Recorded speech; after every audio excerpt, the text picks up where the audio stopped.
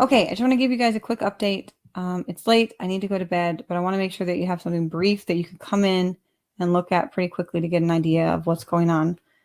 Really, the fact is I don't really have any new information.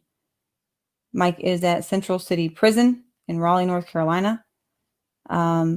He's in the hole.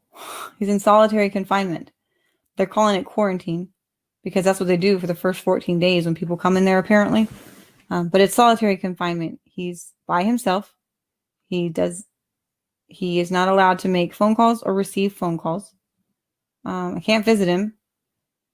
And as far as I know, nobody from outside the prison system has talked to him since he talked to me right around noon on the 6th. So I don't truly know his condition. I don't even know if he's actually really there. I'm just going off of what his captors are telling me. I called them today. They said that he's fine and he's talking. So talking is good. If that's true. I called tonight again to check on him and they won't tell me how he is because they told me to talk to his case manager. And she doesn't come until Monday. Not being able to check on him for 2 whole days is unacceptable. So we're going to keep checking on him. We're going to keep calling in. We're going to keep being polite. We can be polite and concerned. We can continue to tell people we want him to be released. And, you know, if we understand that maybe that's not in their power, but they can talk to somebody who perhaps has more power than they do, or they can transfer us to somebody else. But to continue to talk to people and make sure they're aware that he has committed no crime. He has been convicted of no crime, and yet he is sitting in solitary confinement in the state prison.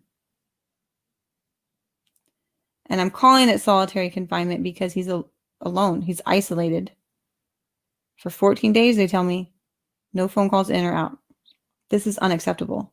They say they do this to everyone who enters that prison, which is a problem anyway. This is an 8th Amendment violation. This is cruel and unusual punishment. This is torture, people. 14 days. Imagine how scary it would be anyway, just anyway, to be put in a prison, right? Then you're put there for 14 days alone with no one to talk to except for the guards and the nurse and maybe the chaplain if you ask them to come in. And I guess your lawyer if they actually visit. But you can't make phone calls. You can't tell your family where you are, how you're doing, what's going on. You can't find out where they are, how they're doing, or what's going on. You're by yourself. This is unacceptable. And we can potentially raise awareness and help a lot of people right now. So we're continuing to call. We're checking on Mike. We put together a letter tonight. It's like a document so that you can. There's going to be a link in the description. Don't miss the link. You want to know how you can help. I tried to summarize it and put a whole bunch of ideas in here that you guys can work on with me. Because the more voices that are raised, the louder we get, the more people hear, right? And the more effect we can have and the more change we can make. So let's get on this, guys. You guys are doing amazing. I hear we're getting traction with the Institute for Justice. That they actually have heard of the situation, that they're aware of it. They just need more people to ask them to step in. I don't know how it works or why it works this way. But when you message them, because there's a link, if you click the link in the description, this information is in the file, in the document. So be sure you click the link in the description. Look at the document. It starts out simple. It starts out with you can use hashtags, and it seems silly, but why the heck not? It's free, it's simple, it's quick. We can use the hashtag Free Blind Justice. We can use the hashtag Justice for Blind Justice. And somebody suggested the hashtag Free the Blind Dude. Why the heck not? So use the hashtags. We have a petition you can sign and share. Do I know what it will do? I don't know what it will do. But imagine if we get 10,000, a million signatures on this thing, which we can do. There are enough of us with our networks to spread this around. We can do that, guys. I put in a possible Twitter-friendly tweet, like a little mini version trying to get people's attention with this. It includes my email address so that people can contact me, because clearly it's a snippet. You can only put so much attention to try, so many words here, right? So trying to get attention there. I put the link for the Institute of Justice contact page. So if you click the link, it's going to ask you for your information. It just asks for, I think, a name and an email address. And then it has a place that you can put what you're messaging about. I put a little form letter thing. You can use it or don't use it. It's fine. Just be sure you mention blind justice and that you want him released, that we need help for blind justice, okay? And to contact me at insightisfree@gmail.com. I put a letter. It's a little bit longer. It includes a bit more information that you can mail, email to people.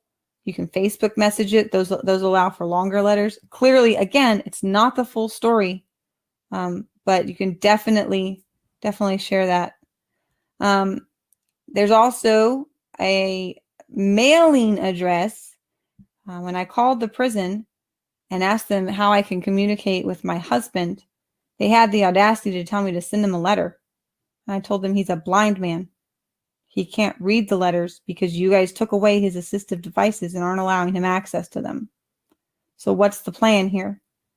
And they said that they would read it to him. So we can send him letters, and maybe as a way, because letters take just a few days, right? They take less time than 14 days. So the faster we can get letters there to him to let him know that we are looking out for him. We know where he is, or at least think we do, that we're still here. Someone suggested adding tracking information to the letter when you mail it, so that it will track that you sent it and that they received it. So if he doesn't get them, we have documentation. And that's another way that they'd be breaking the law. If you want to make phone calls, you probably want to wait till Monday unless you like leaving voicemails. We've got some email addresses and phone numbers down here you can access. So we've got stuff in Madison because they're not off the hook. They think you can send them to the state prison and we'll forget about what they did and their part in this. And I have not forgotten. We've got numbers for Rockingham County. Again, you can't just pawn them off somewhere and think we've forgotten. They're telling me they send them to the state prison because they didn't have the means necessary to take care of him properly. And I say, then why the hell did you kidnap him? Why did you take him into captivity if you're not equipped to take care of him? If you wanted him arrested, they could have just put him under house arrest. An important point that the lawyer pointed out, I'm going to try to keep this under 10 minutes, so I have 2 minutes left. An important point that the lawyer pointed out and brought up to the judge is that for a failure to appear warrant, you can't keep someone longer than you would keep them if they had been found guilty for the thing that they were supposed to appear for. In Mike's case, it was a misdemeanor. It was a class 2 misdemeanor, and he has no priors, which I've been told means that there is no jail time for that. So by that measure, they can't keep him. They have to let him go. They haven't. They can't. They have to. Clearly, when you say they can't keep them, they can. They can, and they are, but it's illegal. I've got a phone number for Central Prison. That's where he's being held. I put a few talking points for different places, depending on who you call. Clearly, you're not going to talk about the judge necessarily at the prison. That's crisscrossed. That's not going to help you. But there's information about a remonstrance that we sent to the North Carolina General Assembly if you want to call and contact them. That is a motion to impeach this criminal judge. Currently, only Chris Freeman is on there. That's what Mike put together. So we have not put Grogan on there. Clearly, Judge Grogan is the one who issued the failure to appear warrant and then upheld it on the first appearance. There's a couple links to some networks. There's a call flood network you can join, and there's the Blind Justice Facebook group that you can. It's private, so you have to request to join, and I'm having trouble trying to figure out how to vet people on that, but I'm trying to figure it out. All right. So it's important to remember what is happening here. Mike was stopped on the steps of the courthouse because he was trying to gain equal access to the courts with his visual aids. And he was denied entry because he's a blind man who uses electronic devices as his visual aids. This is clear discrimination against a blind disabled person. And this cannot stand. We cannot stand for this, people. Keep stepping up. Keep letting your voice be heard. The more people speak, the louder it gets, and the more people will hear this. And we will make change, guys. We're going to do it. We'll get Mike out. Hey, thanks for the support. Thanks for watching.